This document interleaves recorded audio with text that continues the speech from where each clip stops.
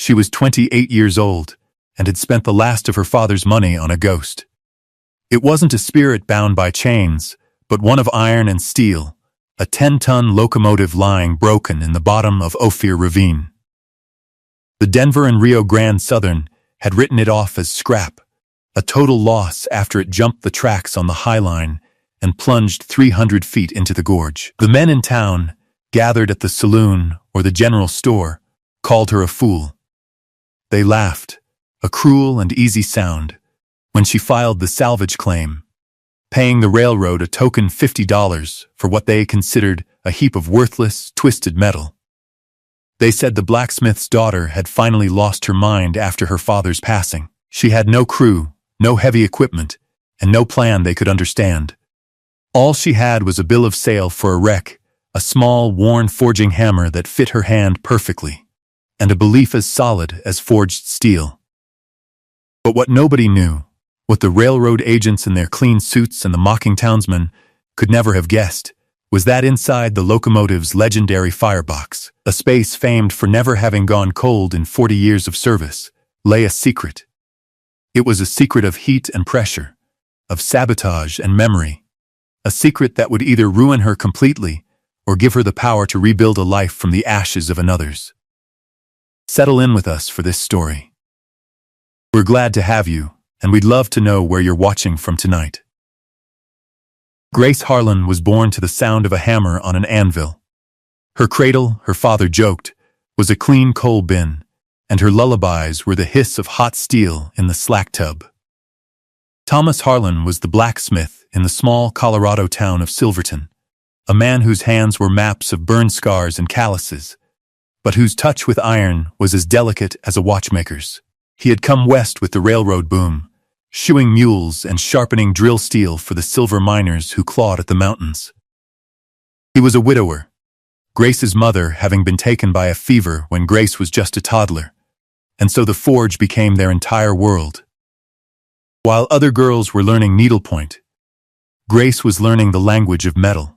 She learned the different songs a hammer sings, the solid, resonant thump of a clean strike on yellow-hot steel, the sharp, flat clank of a blow on cold iron, the high, ringing ping of hardened tool steel. Her father taught her to read the heat by color, from the dull cherry red of a forging heat to the bright, near white of a welding heat. He taught her the heft and balance of tools, the way to hold a fuller or a swage to shape the iron without fighting it. He was a quiet man, but in the forge, he spoke a clear and patient language of work. Grace was his apprentice, his shadow, and his pride. She was small for her age, but her arms and shoulders developed a dense, corded strength from swinging a hammer day after day. The townsfolk saw her as an oddity, a girl always smudged with soot, her hair tied back in a practical knot, smelling of coal smoke and quenching oil. They didn't see the artist in her, the way she could see the shape of a perfect hinge or a graceful gate hook sleeping inside a raw bar of iron. Her father saw it. He gave her his own first hammer, a 2-pound cross peen with a hickory handle, worn smooth and dark with years of his sweat and grip. "Iron tells you what it wants to be," he told her, his voice a low rumble against the forge's roar. "You just have to be quiet enough to listen." That quiet listening became the foundation of her life. After her father's heart gave out one cold winter morning beside the forge, the silence in the smithy was a crushing weight. He had been a good smith, but a poor businessman, often trading work for a sack of potatoes or forgiving the debts of miners down on their luck. The mercantile owner and the bank held notes against the property, and without Thomas's hammer ringing, the income ceased. Grace was 28, an orphan, and for the first time, truly alone. She knew the workings of steel better than any man in town, but the world of ledgers and lawyers was a foreign country. She had inherited her father's skill and his tools, but also his debts. The community that had relied on his work for decades now saw only a liability. The women of the town committee would stop by with pies and platitudes, their eyes scanning the dusty smithy, calculating its worth, their pity a thin veneer over their judgment. The men, her father's supposed friends, spoke to her in gentle, condescending tones, advising her to sell the forge and find work as a laundress or a cook. They saw a woman adrift, not the capable smith who had been shoeing their horses and mending their plows alongside her father since she was 16. She listened to their advice with a quiet stillness they mistook for meekness, her hands clasped around the familiar handle of her father's hammer, its weight a small, solid anchor in a sea of uncertainty. She understood iron, its strengths and its breaking points. She was beginning to learn that people were much the same. Her father had left her with more than just his tools. He had left her his resilience, a quiet refusal to break. She knew she would not be a laundress. She would not be a cook. She was a blacksmith. The forge was her home, and she would not surrender it without a fight, even if the world saw her as nothing more than the soot-streaked daughter of a dead man. A relic of a life that was already over. She just needed to find a piece of iron worth fighting for, something big enough to build a new future upon. The end of her old life came not with a shout, but with the dry rustle of paper. Miss Abernathy, the banker, and Silas Croft, the town's wealthiest merchant, arrived at the smithy one Tuesday morning. They did not remove their hats. Abernathy, a man whose body seemed to have been poured into his suit, held a sheaf of documents. Croft, whose face was a permanent sneer, stood slightly behind him, rocking on his heels. "Grace," Abernathy began, his tone dripping with a practiced, insincere sympathy, "we've been over the books. Your father was a fine man, but his accounts were sentimental." He slid a paper across the cluttered workbench, a ledger sheet showing a final figure circled in red ink. "The debt is considerable. The bank must be made whole." Croft stepped forward. "I've made an offer to the bank," he said, his voice flat. "I'm prepared to assume the debt in exchange for the title to the property. I need to expand my warehouse." It was an eviction notice wrapped in the language of commerce. Grace looked from the paper to their faces. She saw no sympathy, only the cold, hard lines of acquisition. There was no room for negotiation. Her father's life's work, the roar of the forge, the scent of coal, the very dust in the air, was being reduced to a number on a page. She did not plead. She did not weep. That was not her father's way. She simply nodded, her gaze clear and steady. "How much is left for me?" she asked. Abernathy consulted another paper. "After all debts are settled, the remainder is $112. He said the number as if it were a grand sum, a gift. Grace knew it was barely enough to survive a month.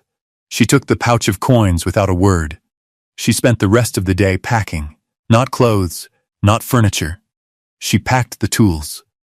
Her father's hammers, his tongs, his swages and fullers, each one wrapped carefully in oiled canvas.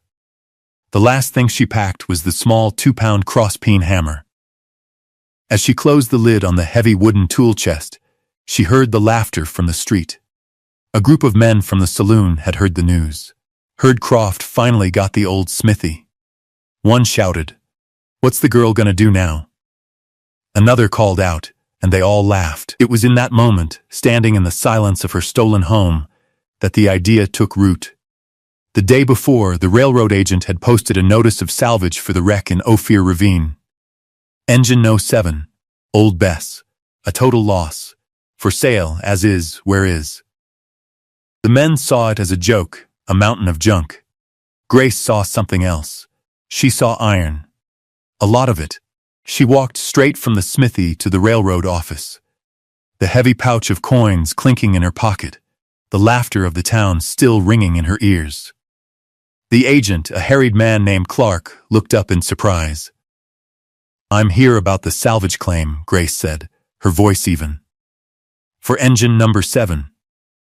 Clark blinked. "Miss Harlan, it's a wreck. It's scrap." "I'm aware," she said, and she placed $50 in worn silver coins on his desk. "I'll take it." He stared at her, then at the money, and then he began to laugh. But he drew up the bill of sale. The journey to Ophir Ravine was a pilgrimage into exile. Grace left Silverton at dawn the next day, the town still sleeping under a blanket of cold mountain mist. She did not look back. The life she had known was contained in the heavy tool chest, roped to a handcart she pushed before her, its iron-rimmed wheels groaning under the weight. A small canvas satchel containing a loaf of bread, a canteen of water, and her remaining $62 was slung over her shoulder. The road climbed out of the Animus Valley, winding its way toward the high passes. The air grew thinner, cleaner, smelling of pine and cold stone. The sun broke over the jagged peaks of the Grenadiers, casting long, sharp shadows across the landscape. The world felt immense, raw, and indifferent. It was a landscape that dwarfed human concerns, and for the first time since her father's death, Grace felt a sense of release. The town, with its petty cruelties and suffocating pity, fell away behind her. Out here, there was only the work of walking, the strain in her shoulders and legs, the rhythm of her own breathing. She was no longer the blacksmith's daughter or the town eccentric. She was just a woman moving through the mountains, a small, determined figure on a vast canvas. The handcart was a stubborn beast, its wheels catching on rocks and sinking into soft patches of earth. Each mile was earned. By midday, she had reached the turnoff for the old Ophir, Telluride and Southern Grade, the abandoned rail line that led to the ravine. The tracks were long gone, pulled up for scrap years ago, but the graded path remained, a long, winding scar on the mountainside. The aspen trees grew thick along the path, their white trunks like silent sentinels, their leaves shimmering gold in the autumn light. The quiet was absolute, broken only by the cry of a hawk circling high above and the steady, grinding complaint of her cart. She walked for hours, her body settling into a state of weary purpose. This was work she understood, the application of force, the overcoming of resistance, the slow, steady progress toward a goal.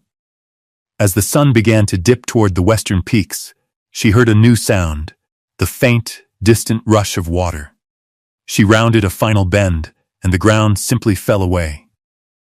Before her lay Ophir Ravine, a deep, shadowed chasm carved by eons of water and ice. Far below, nestled amongst the scree and shattered pines, lay her locomotive. It looked like a child's toy dropped and broken, impossibly small and pathetic from this height.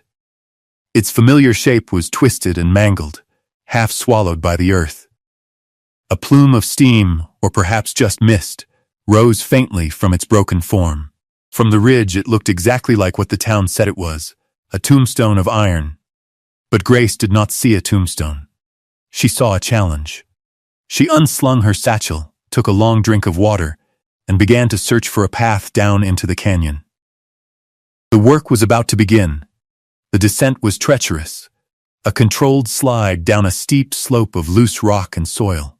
Grace left her heavy cart at the top, taking only a coil of rope and her father's hammer tucked into her belt. The ravine was deeper than it looked, and the air grew cool and damp as she climbed down, the scent of wet earth and crushed pine needles thick around her. At the bottom, the roar of the creek was a constant presence. And there it was. Engine No. 7, up close, its scale was breathtaking and horrifying. It lay on its side, half buried in the mud and debris of the landslide its own crash had caused. The elegant lines Grace remembered from seeing it at the station were gone, replaced by the brutal geometry of impact. The steel frame, the very backbone of the machine, was visibly bent. The cab was a splintered ruin of wood and twisted brass. One of the massive 8-foot driving wheels had been torn clean from its axle and lay half submerged in the rushing water of the creek. Boiler cladding was peeled back like bark from a tree, revealing the insulated lagging beneath, now a sodden, useless mass. It was a scene of profound violence. Yet as Grace circled the wreck, her blacksmith's eye began its assessment. She ran her hand over the cold, pitted steel of the boiler shell, tapping it gently with the peen of her hammer. Listening, she was looking for cracks, for the telltale signs of a fatal rupture. The boiler was the engine's heart. If it was breached, the machine was truly dead. But the main shell, though dented and scraped, seemed intact. She peered into the ruined cab. The maze of pipes and levers was a tangled mess, but the great cast-iron firebox door, though askew on its hinges, was unbroken. This was the soul of the engine, the source of its legendary reputation.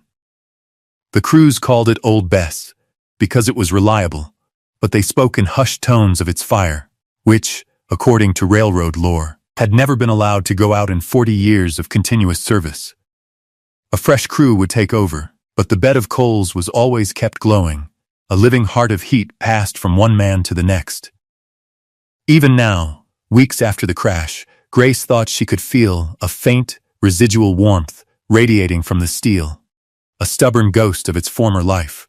As she was examining the firebox door, a voice startled her. Not much left to pick over. She turned to see a man standing by the creek, a burlap sack in his hand. He was tall and lean, perhaps in his late 40s, with a face weathered by sun and work. His clothes were patched, but clean. He gestured to the wreck with a nod. Railroads already stripped the brass and copper. Not much left but heavy iron. Grace straightened up, her hand resting on her hammer. I'm not a scavenger. The man raised an eyebrow. No? Then what are you? I'm the owner, she said plainly. The man's expression shifted from mild curiosity to disbelief. He looked from her small, soot-stained frame to the mountain of ruined iron and back again.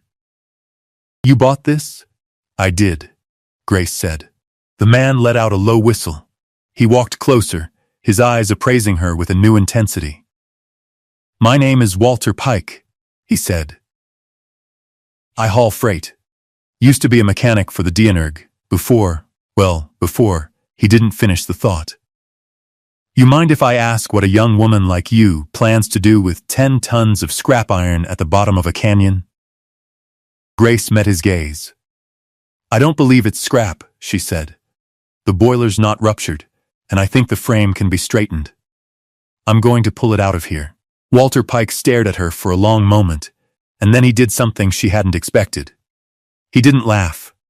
Walter Pike did not laugh, but his skepticism was a palpable thing, as solid as the granite walls of the ravine.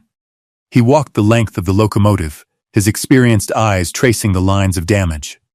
He kicked at the buried driving wheels, ran a calloused hand over the bent frame, and peered at the undercarriage where the earth had been scoured away. The frame's twisted a good 4 inches out of true, he said, his voice a low rumble. The lead truck is sheared off. The main rods are bent into pretzels, and that's just what we can see. He looked at Grace. Pulling it out is one thing. You'd need a dozen mule teams and a logging winch. But what's the point if the boiler's shot? It's the only part that might be worth the trouble. Grace had already come to the same conclusion. Everything depended on the integrity of that boiler. Help me, she said. It wasn't a plea, but a statement of fact. Help me find out. Walter studied her again, a long, searching look. He saw not a madwoman, but someone with a familiar, stubborn set to her jaw. He saw the blacksmith's grime under her fingernails, and the professional way she held the hammer in her hand. He saw an echo of the same obstinate hope he himself had once possessed. The firebox is your only way to know for sure, he said, thinking aloud. If you can get inside, inspect the crown sheet and the stay bolts from the interior. That'll tell you if it collapsed from the impact or held its pressure. The task was monumental. The firebox was choked with debris from the crash, shattered fire bricks, tons of coal from the tender, and 40 years of accumulated ash that had been packed solid by the impact and the subsequent rains. It would take days of digging just to clear a path to the interior. I'll make you a deal, Walter said. You clear that firebox. You prove to me that boiler is sound. If it is, I'll bring my mules and my rigging. We'll see about pulling it out. He didn't believe she could do it, but he was willing to be proven wrong. Grace simply nodded. I'll need a shovel. The next day, Walter returned with a sturdy shovel and a bucket. Grace had already been at work for hours, using a piece of splintered planking to scoop out the loose debris near the firebox door. The work was slow, filthy, and backbreaking. She filled bucket after bucket with the heavy mixture of wet coal, ash, and mud, hauling them to the edge of the creek and dumping them. The sun rose high and fell again. Walter would appear in the evenings, bringing a small parcel of food, bread and jerky, and watch her progress in silence before disappearing back up the trail. The pile of excavated debris grew steadily. The town's laughter seemed a distant, irrelevant noise. Down in the ravine, there was only the scrape of the shovel, the rush of the water, and the immense, silent presence of the engine. After 4 days of relentless labor, her hands raw and her back a knot of pain, her shovel finally struck something that wasn't brick or coal. It made a dull, metallic sound. Thunk. She dug around it carefully. It wasn't a loose part. It seemed to be a plate of some kind, fixed to the floor of the ashpan, right at the back beneath the firebox grate. It was caked with rust and decades of grime, almost perfectly camouflaged. Prying at its edge with the claw of her hammer, she felt a seam give way. It wasn't a plate. It was a lid. With a final, groaning screech of metal, she heaved it open. Inside, nestled in a dry, welded compartment, was a tightly sealed oilskin pouch. Her heart hammered against her ribs. She lifted it out. It was heavy. With trembling fingers, she untied the waxed cord and unrolled the thick, stiff fabric. There was no gold, no jewels. Instead, she found a thick roll of blueprints, tied with twine. Beneath them, a leather-bound ledger, and under the ledger, a stack of banknotes, crisp and clean, bound with a paper band from the First Bank of Denver. Finally, at the very bottom, lay a single, sealed envelope. On it, in careful, elegant handwriting, were the words, "To the one who finds this." Grace carried the oilskin pouch away from the wreck, seating herself on a flat, sun-warmed rock by the creek. The water rushed past, a clean, constant sound that seemed to wash away the filth and fatigue of the past days. She untied the twine around the blueprints and carefully unrolled them. They were not the standard railroad schematics. They were detailed, hand-drawn modifications, showing subtle improvements to the valve gear, a reinforced bracing for the frame, and a unique design for the firebox arch bricks intended to improve combustion. The notes in the margins were precise, the handwriting identical to that on the envelope. Next, she opened the leather-bound ledger. The first page read, "Private Maintenance and Performance Log, Engine No. 7, Elias Vance, Senior Engineer. 1840-1880. For 40 years, this man had recorded every run, every repair, every quirk of the machine. He wrote of the engine not as a piece of equipment, but as a living partner. He detailed the sound it made climbing a steep grade, the way the injector sometimes balked in cold weather, the specific blend of coal that gave the most steam. But as she flipped through the later pages, the entries grew more troubled. Vance recorded unusual wear on the axle bearings, a recurring misalignment in the right side main rod that he had to correct after every run. He noted finding a file and metal shavings near the running gear on 2 separate occasions during his pre-run inspections. His notes became a quiet litany of suspicion. "Someone is working against her," he wrote in a spidery, tense script dated just a month before the crash. "Deliberate, systematic damage. Small things, a loosened bolt, an over-tightened grease cup, sand in an oil box. The company foreman calls me paranoid. I believe the Western Pacific wants this mail contract, and they are willing to earn it through sabotage." The stack of banknotes was next. She counted them carefully. $3,000. A fortune. Enough to buy a forge, a house, a whole new life. It was a man's life savings, tucked away in the heart of the machine he loved. Finally, she picked up the envelope. Her hands were shaking slightly as she broke the wax seal. The letter inside was written on a single folded sheet of paper. October 12, 1880. If you are reading this, it means 2 things. First, that I am gone. And second, that my old Bess has finally been silenced. I hope her end was quick, and that she did not suffer long. I also hope that you, Whoever you are, have an eye for true iron and a soul that understands work. I have been the engineer on this locomotive since she was delivered from the Baldwin Works in 1840. 40 years. I have no wife, no children. This engine has been my only family.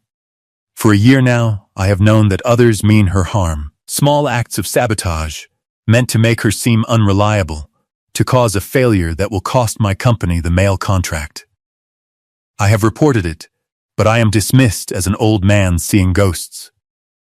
I have documented everything in my private ledger. It is my proof. I fear they will eventually succeed in causing a catastrophic failure. I cannot bear the thought of my life's work, my proof, being lost in a wreck or hauled away and melted down as scrap by men who do not understand what she was. So I have made a choice. I have hidden my life savings here, in the place I know is safest, the heart of the engine itself. It is not a great sum, but it is all I have. I have also hidden my ledger and my private designs. I do this in the hope that if the worst happens, someone with skill and patience will find this. Someone who does not see only a wreck, but sees the truth of the steel. The money is yours, to do with as you see fit. Perhaps it will be enough to salvage what is left of her. Perhaps it will be enough for you to start a new life. All I ask is that you read my ledger. Know her story. Do not let them say she failed. She was sabotaged. Her frame is true Pennsylvania iron. Her boiler is the best rolled steel of its day. Do not let them lie about her. She was a good engine. Yours in steam, Elias Vance. Grace folded the letter, her vision blurring with tears. She was no longer alone in the ravine. The ghost of Elias Vance was with her, a fellow craftsman reaching across the years. She looked from the letter to the silent, broken locomotive. It was no longer a wreck, it was a legacy. When Walter Pike arrived that evening, he found her not by the firebox, but sitting quietly by the creek.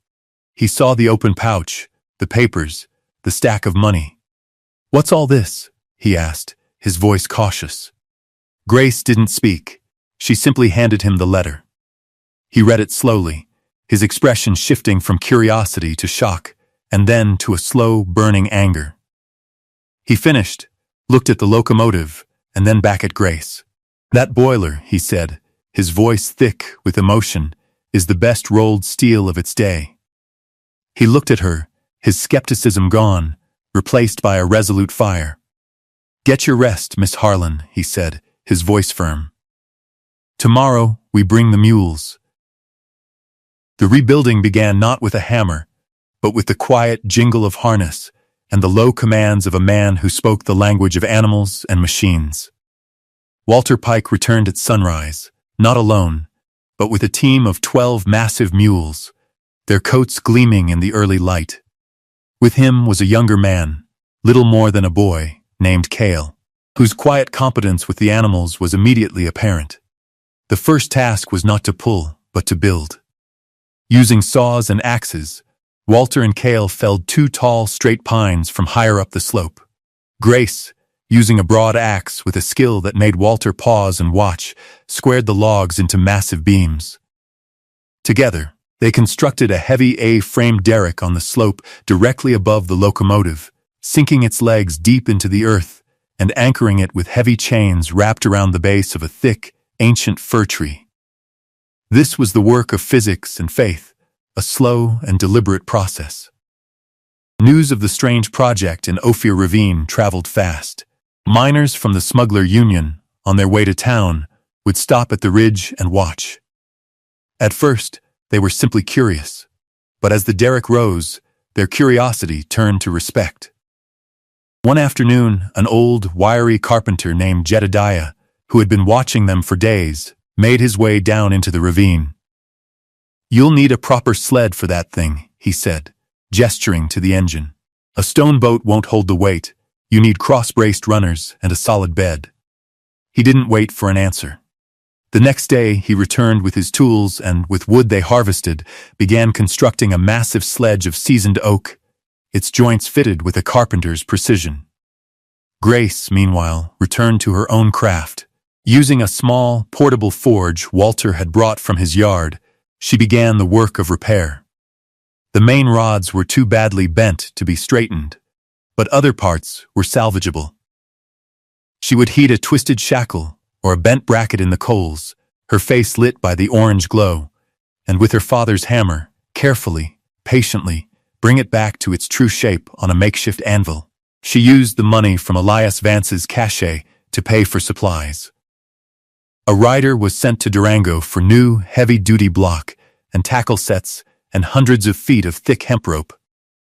A woman from a nearby ranch, a widow named Mrs. Gable, began arriving each day at noon with a large basket containing hot stew, fresh bread, and a pot of coffee, refusing any payment.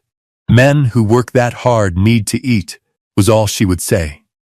The community was forming, not through words, but through shared labor. They were a small, dedicated army, united by the sheer magnificent impossibility of their task.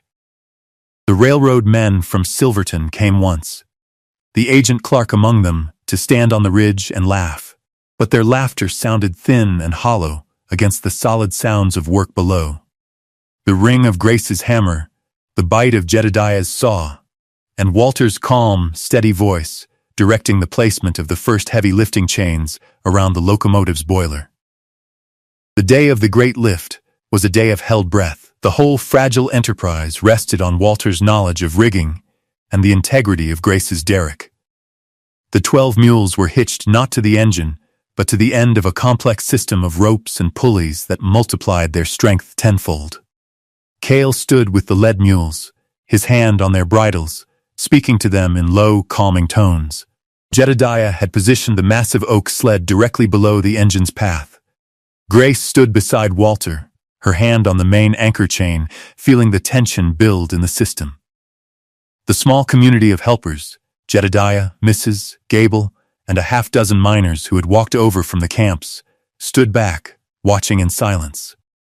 "Easy now," Walter called out, his voice cutting through the morning air. "Take up the slack." The mules leaned into their harnesses, and the ropes groaned as they grew taut. The chains cinched tight around the locomotive's boiler. For a moment, nothing happened. The engine, settled deep in the mud, resisted. Then, with a great sucking sound and the screech of protesting metal, the front end of the locomotive lifted from the earth. A cheer went up from the miners on the ridge. Inch by painful inch, the massive machine was raised, swinging slowly like a pendulum beneath the straining A-frame. Grace's eyes were fixed on the anchor chains, watching for any sign of slippage, her heart pounding in time with the rhythmic creak of the ropes. Walter, his face a mask of concentration, gave a series of precise commands, and the mules, guided by Cale, began to pull the engine sideways, swinging it out over the prepared sled. The final maneuver was the most delicate. With Walter calling out adjustments, they slowly, carefully lowered the 10-ton machine onto the oak runners. It settled with a ground-shaking thud that echoed through the ravine. It was done. The locomotive was free from the earth and resting on the sled. The first battle was won. But the war was far from over. Now came the long, arduous task of hauling it out of the ravine and back to civilization. The path out was the steep, winding railroad grade they had walked down. For the next week, that path became their world. They moved at a crawl, sometimes covering only a few hundred feet in a day. They used the mules for the gentler slopes, but for the steepest sections, they relied on a system of winching, using the derrick's block and tackle, moving it leapfrog style up the mountain, anchoring it to trees, and slowly, painstakingly, ratcheting the sled upwards. Grace and the miners labored with pry bars and levers, shifting the sled's direction, clearing rocks from its path. The work was grueling, a relentless cycle of strain and release. But with every foot of progress, a change was taking place. The locomotive, which had been a symbol of failure, was becoming a symbol of defiance. And Grace, the madwoman, was becoming their leader. They looked to her for decisions, trusting the quiet certainty in her eyes. She was no longer just the blacksmith's daughter. She was the woman who was pulling a locomotive out of a canyon. By the time they reached the top of the ridge and the flat ground of the old rail line, a small crowd had gathered. They did not laugh. They watched in silent, awestruck respect as the mud-caked engine, dragged by 12 weary mules, finally crested the rise and settled onto level ground, a resurrected beast blinking in the afternoon sun. Walter Pike walked over to Grace, a rare smile cracking his weathered face. "Well, Miss Harlan," he said, wiping a sleeve across his sweaty brow. "I believe the hard part is over." Walter's freight yard sat on the outskirts of Silverton, a sprawling, cluttered piece of land with a small workshop, a stable, and a rusty siding that connected to a branch line for the mines. It was here they brought Engine No. 7, hauling it the final few miles along the road, a slow, triumphant parade. The arrival of the locomotive at the yard marked a new beginning. The raw, outdoor labor of salvage gave way to the more intricate, focused work of restoration.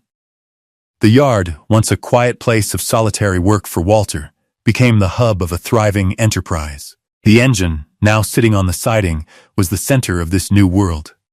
Grace and Walter cleaned it from top to bottom, using steam from a small auxiliary boiler to blast away the caked on mud and grime, revealing the true extent of the damage. But with the grime gone, they could also see the engine's good bones, just as Elias Vance's letter had promised. The boiler, once inspected from the inside, was declared sound by Walter. The frame, though bent, could be heated and straightened. Grace, with the $3,000 as her capital, established a proper workshop. She bought a new, larger forge and a trip hammer and sent for specialty steel from the foundries in Pueblo. Her father's tools, once the relics of a lost life, were now the instruments of a new one. She was in her element, a master of her craft. Using Vance's hidden blueprints as her guide, she began the painstaking process of forging new parts. She reforged the main rods, straightened the frame using precisely applied heat from multiple small forges in the slow, immense pressure of hydraulic jacks Walter jury-rigged. The community that had formed in the ravine did not dissipate. Jedediah the carpenter became a permanent fixture, rebuilding the wooden cab with loving detail, using fine ash and oak. Cale tended to the mules, but also became Grace's apprentice at the forge. His quiet nature a perfect match for the focused work. Mrs. Gable continued to bring meals, her deliveries becoming a cherished daily ritual. The miners from the Smuggler Union, now firm allies, would stop by with scavenged parts from other abandoned equipment, a usable steam gauge, a set of intact injectors. The railroad agent, Clark, came by once more. This time, he did not mock. He stood for a long time, watching Grace as she directed the heating of the main frame. Her commands clear and confident. He saw the restored parts, the new cab taking shape, the sense of purpose that hummed in the yard. He saw a working railroad engine being born from what he had declared scrap. He turned to Walter. "What does she plan to do with it?" he asked, his voice low. "Put it to work," Walter said simply. "The mines up north need a short-line hauler. The Dianerg Southern won't service that spur anymore." Clark nodded slowly, a look of dawning comprehension on his face. He was not looking at a madwoman's folly. He was looking at a competitor. Grace was no longer an outcast. People in town spoke her name with a new respect. She was Grace Harlan, the woman who owned the Ophir engine. She had a place, not one she had been given, but one she had forged for herself, with iron, fire, and an unbreakable will. The yard was no longer just Walter's property. It was their shared ground, a place of work and belonging, filled with the sounds of hammers, the smell of hot metal, and the quiet hum of a community rebuilding itself around a shared purpose. Months bled into a year. The Colorado seasons turned, from the gold of that first autumn to the deep snows of winter, and back again to the tender green of spring. In the yard, the work never stopped. Engine No. 7 was transformed. It was no longer the mud-caked wreck from the ravine. It stood proud on the siding, its new paint a deep, glossy black, its polished brass gleaming in the sun. The splintered cab was now a masterpiece of carpentry, its windows fitted and its interior smelling of fresh varnish. Grace had made a decision. It would not be called Old Bess any longer. On the side of the newly rebuilt cab, in elegant gold leaf, she had painted a new name, the Elias Vance. It was a tribute, a promise kept. The final piece of the restoration was the firebox. Grace herself relined it with new fire bricks, her hands moving with a mason's skill. The day came when it was time to light the fire for the first time. It was a quiet, solemn occasion. Only Grace, Walter, Jedediah, and Cale were there. Grace herself laid the kindling and the first shovels of coal onto the grate. She struck a match, the small flame flickering in the cavernous space. The kindling caught, and a plume of white smoke, clean and pure, rose from the tall smokestack for the first time in over a year. Over the next few hours, they built the fire slowly, letting the heat soak into the cold steel of the boiler, allowing the metal to expand evenly. The pressure gauge, its needle dormant for so long, began to stir. First 10 pounds, then 50, then 100. When the pressure reached 120 pounds, Walter opened the cylinder cocks. A great blast of steam and condensed water shot out, clearing the lines. He then pulled gently on the throttle. With a deep sigh, a hiss of steam, and the slow, powerful clank of its newly forged rods, the Elias Vance moved. It rolled forward 3 feet under its own power, and then stopped. A profound silence fell over the small group, broken only by the soft panting of the air pump. Walter looked at Grace, his face shining with sweat and pride. "She's alive," he said, his voice husky. Grace stood on the ground beside the cab, her hand resting on the warm steel of the firebox. The faint, familiar vibration of the living engine traveled up her arm. It felt like a handshake across time. She reached into the pocket of her work apron and pulled out her father's hammer, its hickory handle dark and smooth. She climbed into the cab and placed the hammer on the engineer's seat, right where Elias Vance would have sat. Beside it, she set a small, framed tintype of a serious-looking man with a neatly trimmed beard, a copy she'd had made from the worn photograph she found in his oilskin pouch. The hammer from the father who taught her iron, the image of the stranger who had trusted her with his legacy. 2 men she had loved, who had believed in the truth of good work. They were both with her, here, in the warm, breathing heart of the machine she had saved. She was 29 years old, and she was home. She had $62 and a salvage claim to her name when she started. It was the best $50 she ever spent. The story of Grace Harlan and the Elias Vance did not end there.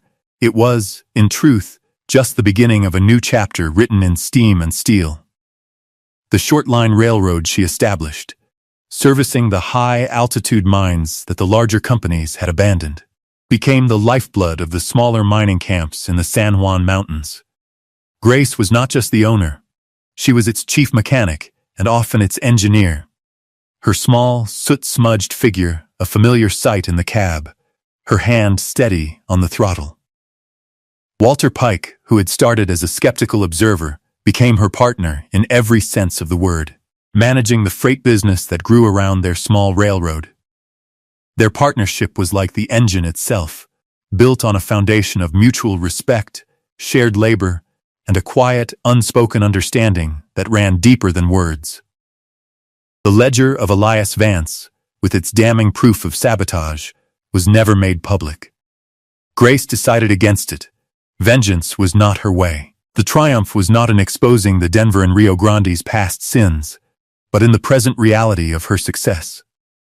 The constant, reliable puffing of the Elias Vance on the high line, hauling ore down and supplies up, was a far more potent testament to the truth than any accusation in a newspaper could ever be. The engine's reputation for reliability surpassed even its legend as Old Bess. Grace, using Vance's improved designs, had made it stronger, more efficient, more itself. The men of the DNRG, who had once mocked her, now watched her enterprise with a grudging, bitter respect. She had not only salvaged an engine, She had salvaged a route, a market, and a future they had declared worthless. Her community of helpers remained her steadfast family. Jedediah maintained the rolling stock, Cale became a skilled fireman and Grace's trusted right hand, and Mrs. Gable's kitchen became the unofficial commissary for the Ophir Ravine short line. The laughter that had once driven Grace from Silverton was a forgotten echo. In its place was the sound of a steam whistle echoing through the canyons, a sound of defiance, of purpose, of a promise kept. In the quiet evenings, after a long day's run, Grace would often sit alone in the cab of the cooling engine, the silence of the yard settling around her. She would run her hand over the worn handle of her father's hammer and look at the small, framed portrait of Elias Vance. She had built a life not just for herself, but for them, too, a legacy of craftsmanship and integrity. The engine was more than iron and brass. It was a vessel of memory, a monument to the quiet courage of those who see value where others see only ruin. It was a testament to the simple, profound idea that the truest things are not bought or sold, but built, with patience, with skill, and with a heart that is willing to listen to the story the iron has to tell. We hope this story has brought a little warmth and light to your day. Thank you for settling in with us. We invite you to stay close for more stories of quiet courage and unexpected discoveries. Please feel free to share this story with someone who might appreciate it. And let us know in the comments below, what is something you have found or built in your own life that others might have overlooked? We look forward to reading your own stories of salvage and second chances. Until next time, be well.